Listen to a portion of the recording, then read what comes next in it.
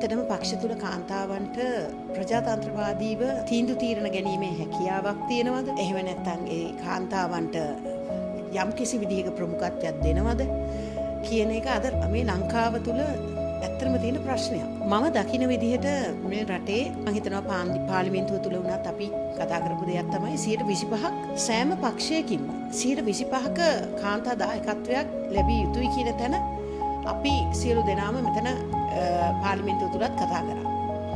එදිරිත් මේවා කතා වෙනවා. හැබැයි ප්‍රැක්ටිකලි ප්‍රායෝගිකව මේ දේ වෙනවද පක්ෂ තුල?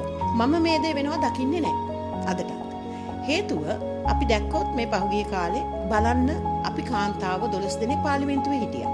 මම දන්නේ මේ රටේ ජනතාව නෝටිස් කරාද කියලා මේක. ඒ කාන්තාවන්ගෙන් කී දෙනාද මේ පාර්ලිමේන්තුව තුල කතා කරේ? කී දෙනෙකුට කතා දුන්නේ? කතා කරන්න ඉඩ සැලසුවේ? ඒ කී දෙනෙක්ගේ කතා අහනවද?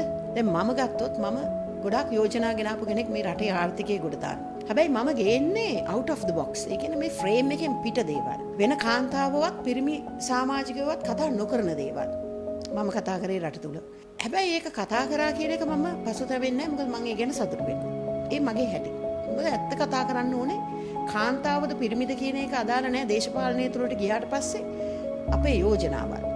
ඒ යෝජනාවල් ප්‍රායෝගිකන කළ හැකිනම් ඒවට ඇහුම්කන් දිය යුතුයි. මම හිතනවා. ඒ පක්ෂ නායකයෝ සහ ඒ පක්ෂය තුල සහ පාර්ලිමේන්තුව වුණත් මම හිතනවා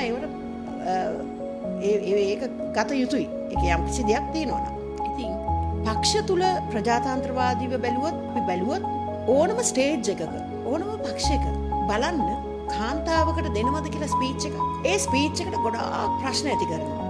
ඒ කාන්තාවකගේ නමක් දැම්මොත් ඔය ඡන්දේ කාලෙදී වුණත් අපි බැලුවා අපි දැක්කා මම වුණත් දැක්කා කාන්තාව කී දෙනාද කතා කරේ මේ ස්ටේජ් වල.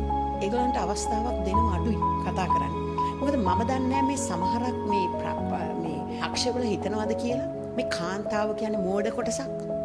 ඔහේ නිකන් ඕපදූප කතා කරන කිසිම ප්‍රායෝගික තත්ත්වයක් නැති ප්‍රැක්ටිකල් නැති දේවල් කියන එහෙම අයත් ඉන්නව නැත්තේ නෑ. මම කියන්නේ නෑ කියලා.